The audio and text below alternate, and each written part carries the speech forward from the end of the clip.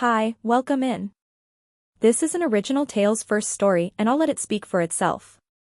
Let's begin. My parents sold my 11-year-old daughter's antique cello, the one she got from my grandmother for $87,000 and spent the money on a pool for my sister's kids. When Grandma found out, she didn't cry. She smiled and said, "The cello was..." My parents' faces went pale. I knew something was wrong before we even got to the music room.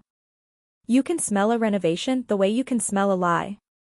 Fresh paint, sawdust, that sharp chemical tang that says someone has spent money they didn't tell you about. Lucy climbed out of the car with her backpack and her music binder and rosin tin light because the important part was already inside. Because the actual cello lived at my parents' house in my grandma's old music room. Lived being the key word I didn't understand yet. Lucy had been looking forward to this all day. Not in a "yay" chores way, in a "this is mine" way. She'd been humming under her breath in the car, tapping rhythms on her knees, already halfway in that focused little world she disappears into when she plays. "Do you think Great-Grandma will be there today?" Lucy asked, pulling her ponytail tighter like she could control the universe with elastic. "She's at her place," I said. "Not today. We'll call her later." Lucy nodded, but her eyes stayed hopeful anyway. Like maybe my grandma had changed her mind overnight and came back to the house because she missed the smell of my dad's aftershave and my mom's passive-aggressive sighs. We walked up to the front door. I had a key. Not because I'm especially trusted, but because I'm useful. There's a difference. One gets you love. The other gets you access codes and errands. The second I opened the door, I heard it. A muffled whine of power tools somewhere in the background. And the smell, definitely paint. Definitely money. Lucy's face lit up. "Are they fixing the music room?" I didn't answer right away because my brain was still doing that slow, dumb buffering thing it does when reality doesn't match the script. We stepped inside. A tarp covered the hallway runner like the house was preparing for surgery. Cardboard boxes lined the wall. Someone had taped off the entryway with blue painter's tape, which is a polite way of saying, "Don't touch anything, peasant." Lucy tiptoed like she was in a museum. "Mom," I called, loud enough to reach whatever part of the house my mother currently ruled from. No answer. Lucy headed toward the back window. Whoa. I followed her gaze and felt my stomach drop. The backyard looked excavated, like the earth had been peeled open and rearranged. A big rectangle had been carved out where the grass used to be. Piles of dirt sat like small mountains. There were forms along the edges, rebar, stacks of pavers. It wasn't finished, but it was absolutely not subtle. A pool. A full-on in-ground pool. Because why quietly improve your life when you can broadcast it to the neighborhood with heavy machinery? Lucy blinked. "Is that for us?" There was so much hope in her voice that I actually hated everyone I was related to in that moment. "I don't know," I said carefully. "Let's get your cello." We walked down the hall toward the music room, which had always been my grandma's territory, even when she lived with them. She turned it into a little sanctuary, temperature-controlled, humidifier humming quietly, shelves with old sheet music, a lock on the cabinet because she wasn't born yesterday. Lucy loved it in there. She said it smelled like polish and peppermint tea. I said it smelled like someone who still believed in boundaries. I pushed open the door. The humidifier was still running. The stand was still there. The corner where the cello case always rested, where Lucy's cello rested like it belonged to her, was empty. Not moved, not put away. Empty. Lucy didn't scream. She didn't even inhale. She just froze. Then she walked to the corner slowly like she was approaching an animal that might bite. She looked down at the spot, looked up at the shelf, looked behind the chair like maybe it had fallen and no one had noticed for several days. Then she turned to me. "Did Great-Grandma change her mind?" she asked, voice small and careful, like she was trying not to disturb the air. My throat tightened. "No," Lucy swallowed. "Then where is it?" She didn't sound angry. That would have been easier. She sounded careful, like the question itself might get her in trouble. Her fingers drifted to the edge of the stand like she expected to feel the cello there. Wait. Something real. And when there was nothing, she pulled her hand back fast like she'd touched a hot stove. Her eyes got glossy, but she didn't let anything fall. She just nodded once too hard, like she was forcing the moment to behave.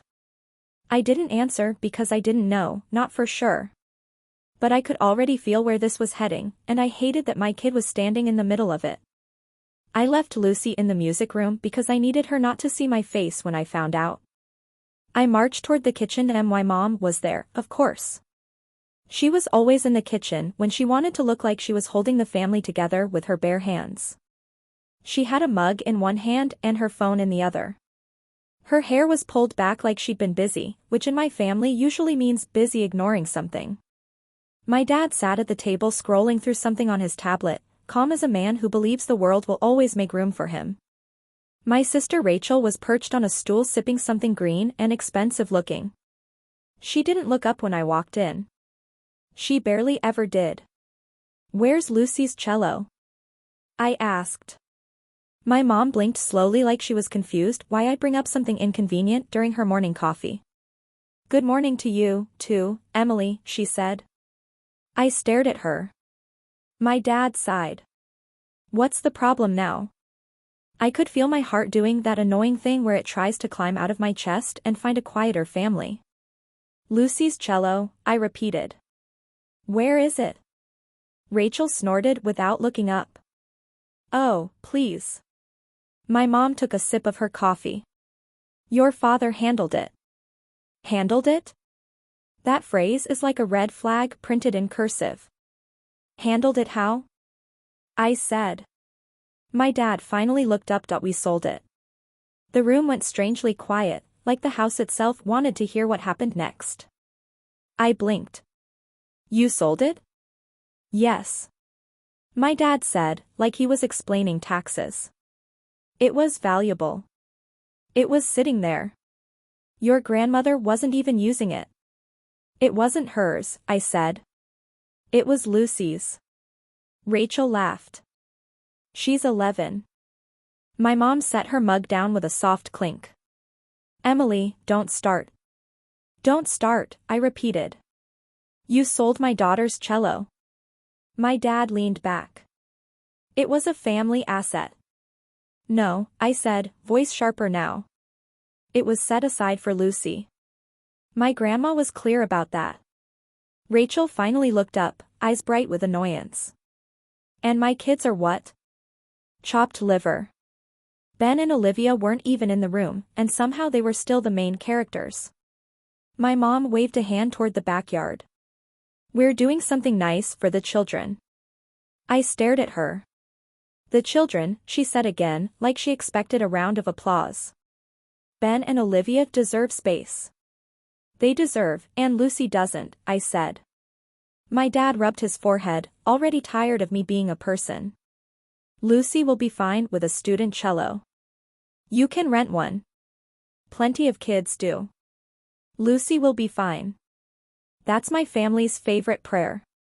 It means we did what we wanted and we're not dealing with your feelings. I could feel my hands shaking. I forced them still on the counter. "Where is it?" I asked, quieter now. "Who did you sell it to?" My dad shrugged. "A guy collector paid by wire. Quick sale." "Of course."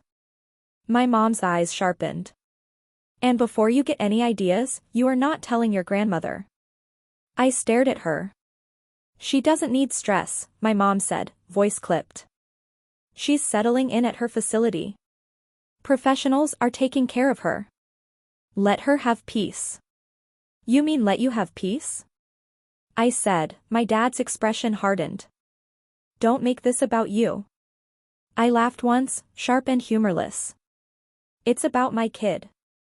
Rachel leaned forward, voice sweet in that fake way that makes you want to check your wallet. "Emily, honestly, you're always acting like Lucy is some tragic orphan. She's fine. She has you." The way she said you made it sound like a punishment. I turned back toward the hall. Lucy was still in the music room, standing in the empty corner like she was waiting for someone to tell her she mattered. I walked back to her, knelt, and took her hands. "We're going home," I said. Lucy nodded without arguing. That was the worst part. She didn't even fight. She just folded like she'd been trained for this. As we left, my mom called after me. "Emily, do not call your grandmother. Do you hear me?" I didn't answer because I did hear her. I just didn't care anymore. And that's when I knew I was going to tell my grandma everything. That night, Lucy practiced on the battered student cello her teacher kept for emergencies. It sounded like a cardboard box with strings. Lucy didn't complain. She adjusted her posture like she always did, focused, tried again, and every time the sound came out thin and wrong, she blinked hard like she was trying to hold something inside. I stood in the doorway, pretending I was just casually watching, like this was normal, like my kid hadn't just been robbed. Lucy finally stopped and set the bow down. "I can still practice," she said, careful. "It's just harder." "I know," I said. She nodded and stared at her hands. Maybe great-grandma, maybe she didn't mean for it to be mine yet. I felt something inside me go very still.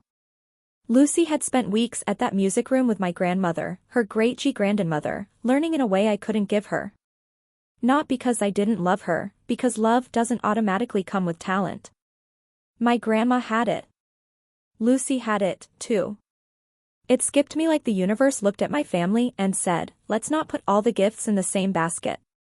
My grandma used to sit beside Lucy and correct her grip with 2 fingers and a look. She'd say things like, "Your left hand is talking too loudly." Which made Lucy giggle, then fix it anyway. She'd praise her the way kids need praising. Specific and honest. Better. That was better. Not the empty kind. Not the kind that says, "Good job," while still checking your phone. Lucy felt seen with her in a house where she usually had to shrink because that was the pattern.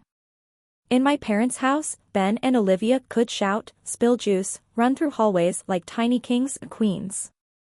And it was adorable. It was kids being kids. It was there so spirited. Rachel, her husband, and the kids were living there, too. One of those temporary arrangements that had lasted long enough to grow roots. Lucy was expected to be quiet, polite, grateful. If Lucy laughed too loudly, my mom would say, inside voice, "Sweetheart." With a smile that didn't reach her eyes. If Ben yelled, my dad would laugh and say, "He's got lungs on him." If Olivia demanded attention, Rachel would scoop her up like she was a celebrity. If Lucy needed anything at all, it was treated like an inconvenience. Lucy learned to take up less space the way other kids learn math. My grandma noticed she didn't always intervene. She was still my mom's mom, and family politics are its own kind of landmine. But my grandma did something quieter. She carved out a space where Lucy didn't have to apologize for existing. That space was the music room.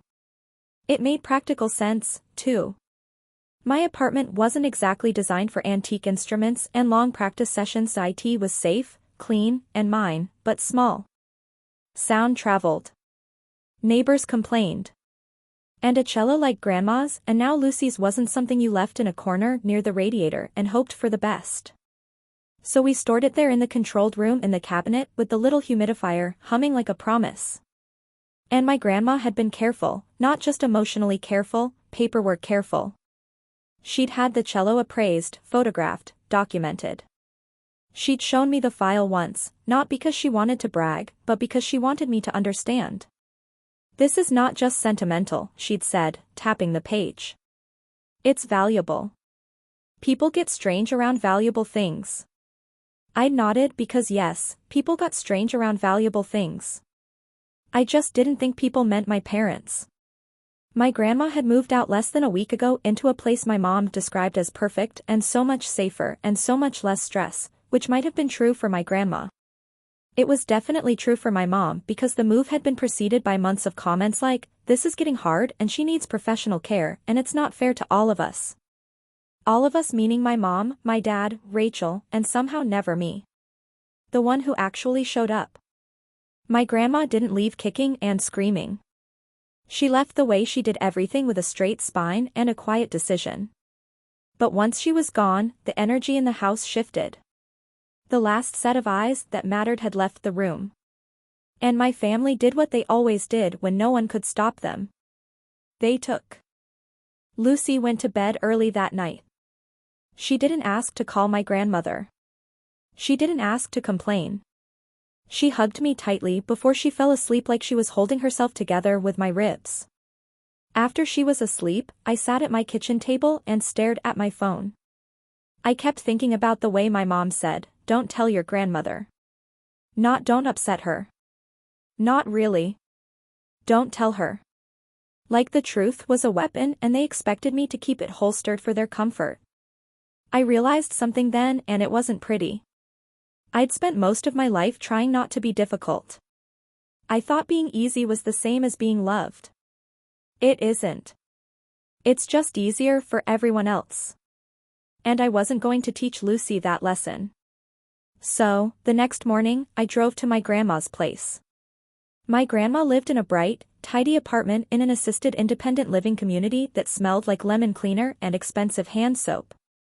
It wasn't depressing. It was controlled. There's a difference. A staff member at the front desk smiled and asked who I was visiting as if my family hadn't just detonated itself. "Margaret," I said. "Ah," she said warmly. "She's in the lounge. She's been expecting you." Of course she had. My grandma was in an armchair with a book in her lap and her glasses perched on the end of her nose like she was about to judge the author personally. She looked up the second I walked in. "Sit," she said. "Your face is doing that thing." I sat down across from her.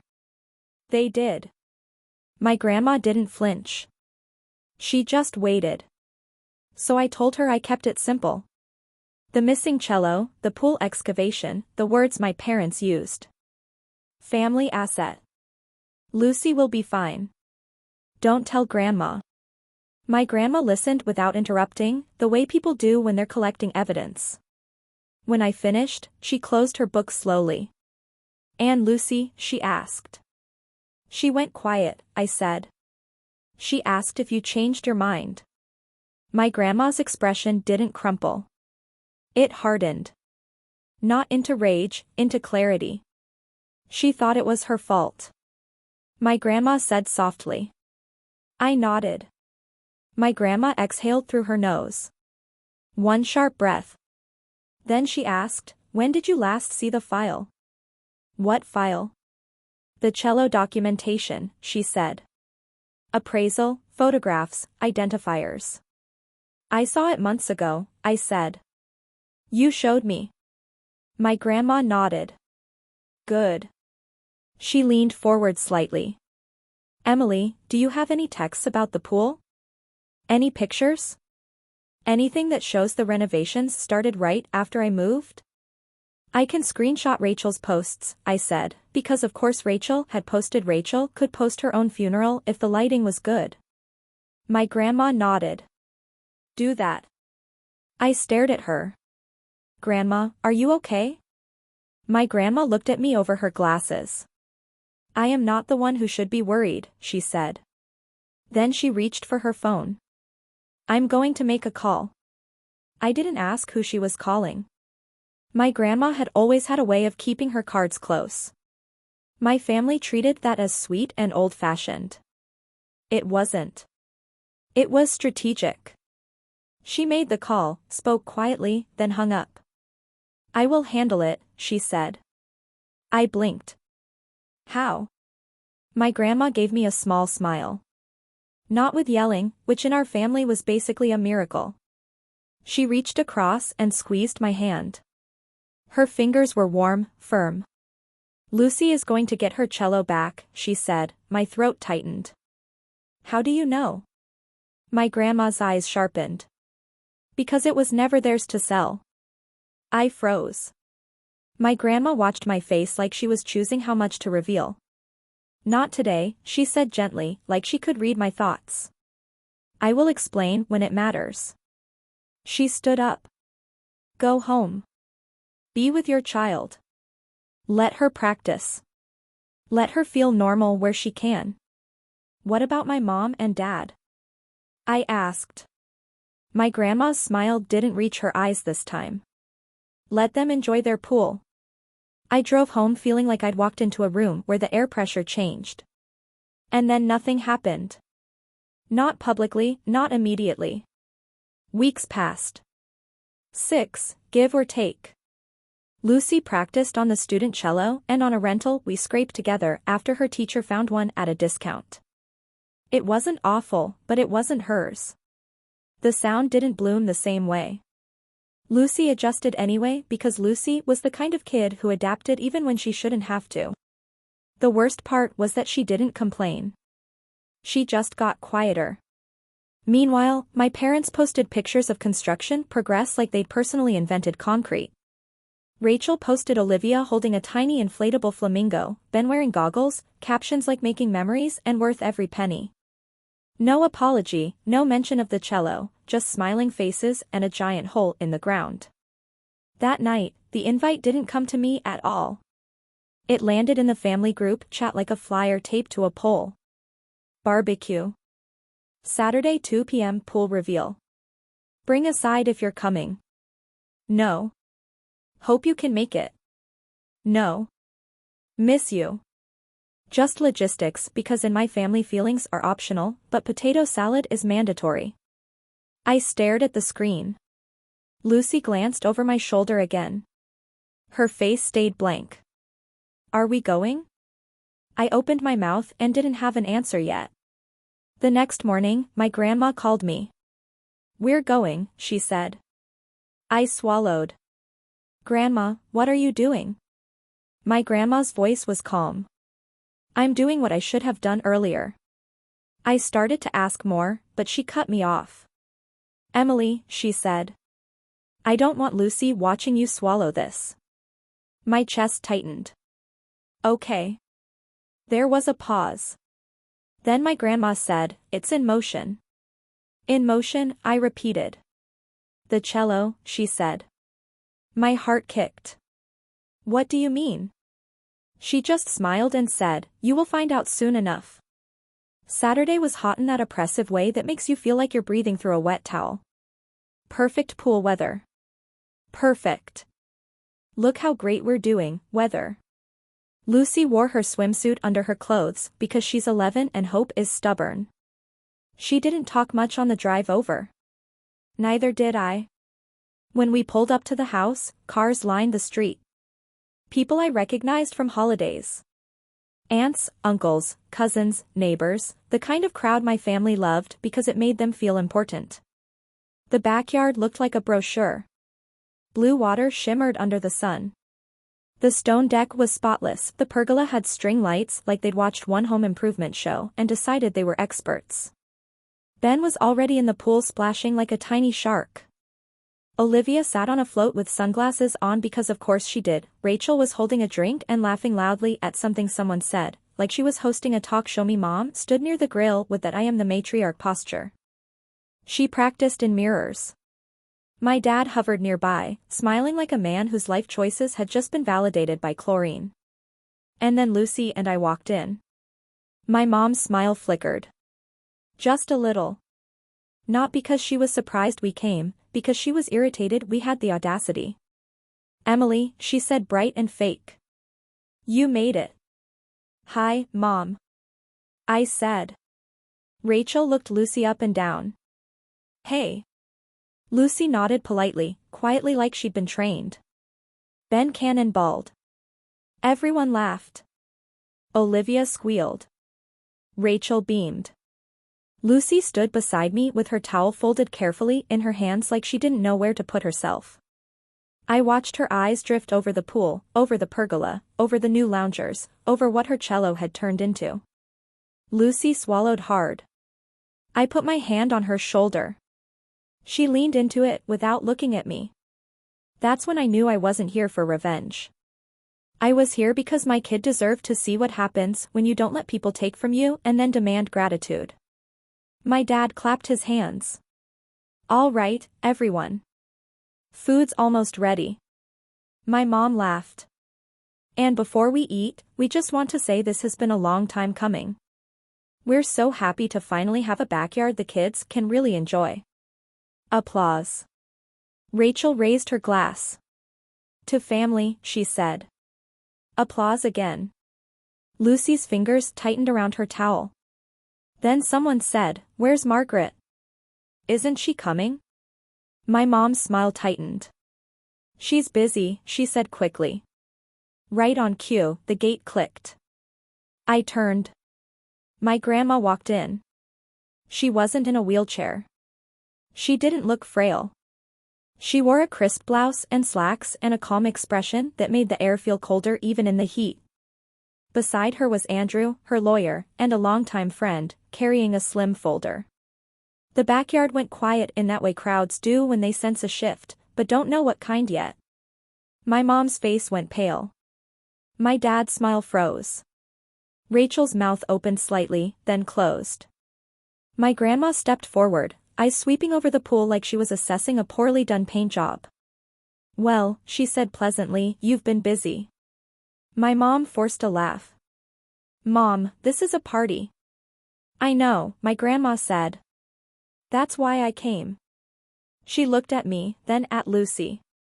Lucy straightened a little, like her spine recognized safety. My grandma's gaze softened for a split second. Then she looked back at my parents. I heard you sold the cello, my grandma said. My mom's lips pressed together. We didn't want to upset you. My grandma held up a hand. You didn't want consequences. The word hit like a stone dropped into water. My dad cleared his throat. Let's talk about this privately.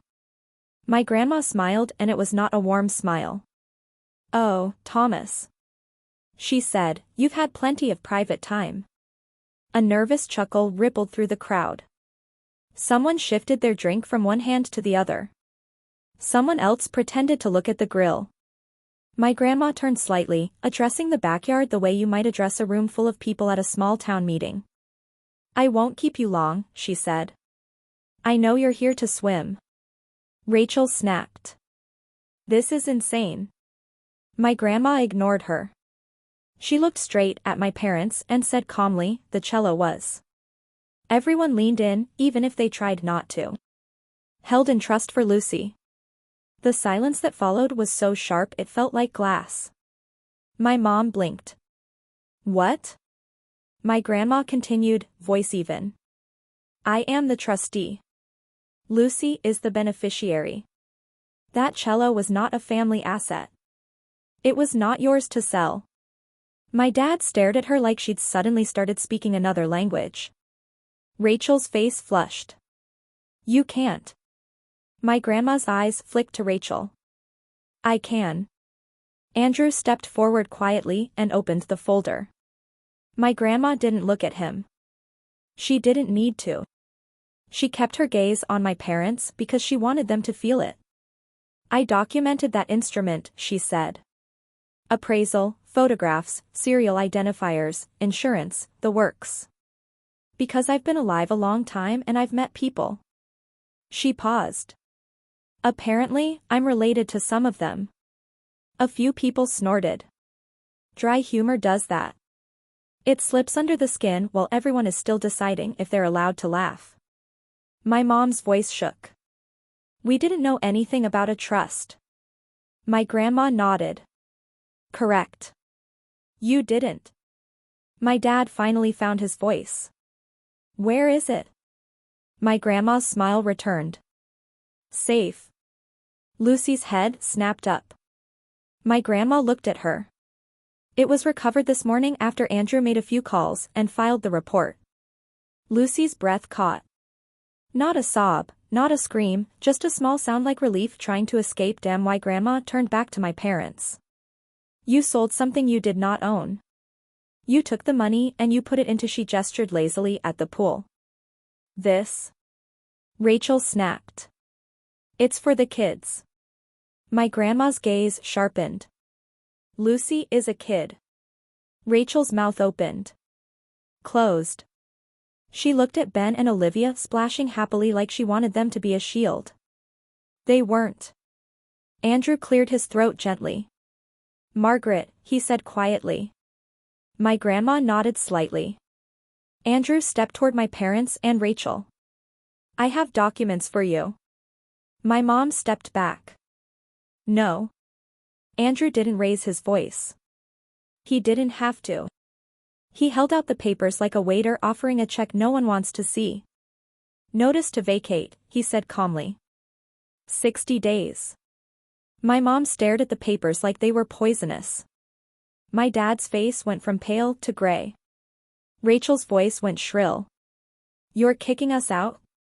My grandma tilted her head. You're acting surprised. That's the part one don't understand. My mom's hands shook. Mom, you can't do this. This is my home. My grandma's expression stayed calm. It is the house you live in. The difference in those sentences was a cliff. I felt Lucy press closer to my side. Rachel's eyes flashed. This is because, Emily, no, my grandma said, cutting her off. This is because you sold a child's instrument and poured the money into a pool like it was Monopoly. My dad's voice cracked. We improved the property. My grandma's eyes narrowed slightly. You improved your comfort with stolen money in a house you don't even own. My mom looked like she might faint. The backyard was full of people who suddenly remembered they had places to be. Drinks lowered. Conversations died mid-sentence. Someone's laughed too late, then stopped. Lucy whispered, Mom. I looked down. Her eyes were wet, but she wasn't crying. She was holding it in the way kids do when they don't want to make adults uncomfortable. I squeezed her shoulder. Then I looked at my parents, at Rachel, at the pool, at the way they built something shiny for Ben and Olivia. And expected Lucy to clap for it, and I said, not loudly, but clearly enough that anyone listening could hear. Lucy isn't second-tier family. My mom's face twisted. Emily, no, I said. I'm not doing this today. Rachel scoffed. So what? Lucy gets everything? I laughed sharp and dry. She was getting a cello.